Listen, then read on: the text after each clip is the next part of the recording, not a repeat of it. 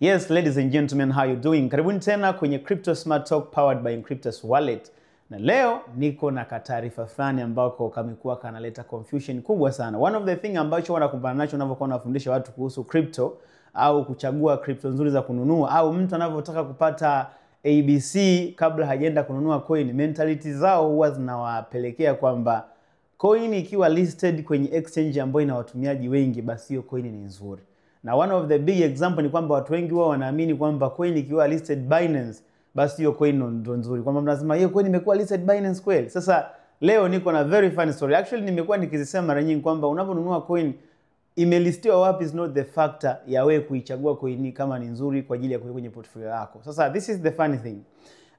Toka mwaka 2025 umeanza mpaka sasa hivi ninavyozungumza na wewe, jumla ya coin mpya 27 zimekuwa listed Binance. Natolea mfano Binance kwa sababu ni moja kati ya exchange ambazo zinafahamika na ni popular zaidi.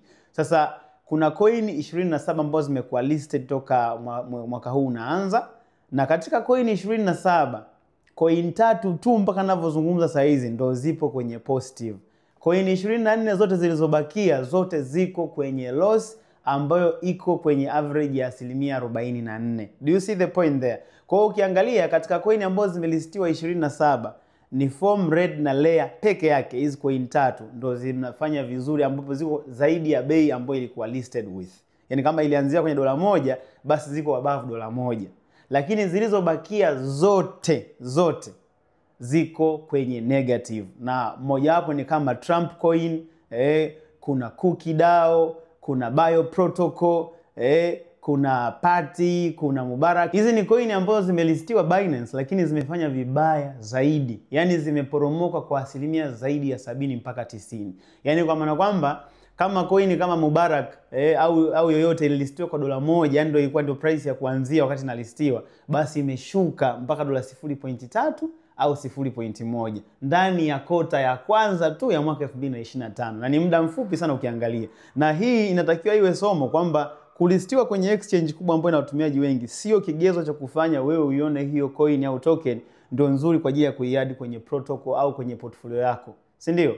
Kwa sababu ukiangalia siku hizi vigezo vya kulist coin na token kwenye exchange vimelegezwa kwa sababu size projects ni nyingi na diversity imekuwa kubwa. Kwa hiyo kuna flexibility ya kuadd coin, na wakati mwingine unakuta hizi coin zikishakuwa listed zikifanya vibaya sana zinakuwa delisted. Kwa kuna mtu mwingine unakuta amenunua coin kajisahau huko afuatilii, anakuta siku anakuja kuangalia anashangaa coin yake haionekani, kumbe ilishakuwa delisted. Na ubaya watu wengi wao wakinunua coin kwa sababu wanasema imelistiwa labda kwenye exchange kama Binance, wanaamini kwamba hana haja ya kufuatilia. Kumbe Binance ile ni platform tu inayokutolea access, lakini hawana jukumu la kukuambia kama hii coin ni nzuri au mbaya. Na hata wao wenyewe Binance wametoa disclaimer kwamba coin nyingi mpya ambazo zinakuwa listed Binance huwa asilimia 60 ya hizo huwa zinapanda kutengeneza all time high, yani bei kubwa mpya ambayo haikuwepo kabla kulistiwa Binance.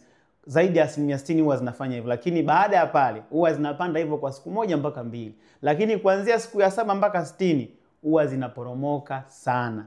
Na ndo ukiangalia sasa hivi unaweza ukaona kwamba most of the coins hazijafanya vizuri, especially ambazo zimelistiwa hii first quarter. Na hata ukiangalia quarter za nyuma utakuta ni hivyo hivyo. The challenge is the same. Sasa hii ikusaidie wewe kuweza kujua kwamba unapojenga portfolio yako ya digital assets, swala la bei kupanda sio kigezo kwa mwekezaji wa muda mrefu.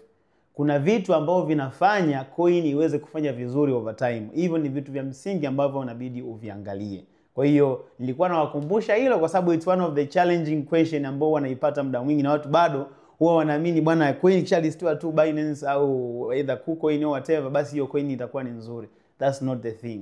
Wale wapo ku provide platform, lakini hawapo kwa ajili ya kugarantia kwamba hii coin ni nzuri au ni mbaya. Kwa wewe unapokuwa unanunua coin huwa unatumia vigezo gani? Hebu acha comment yako hapo chini. Yule atakaye comment vizuri atapata zawadi kwa sababu utakuwa umewasaidia na wengine waweze kuwa aware. Asante sana. Usisahau kuendelea kufuatilia updates zetu kwa sababu zitakusaidia kuwa mmoja wa watu ambao wanafanya adoption ya cryptocurrencies pamoja na ecosystem nzima ya blockchain responsibly. Ciao.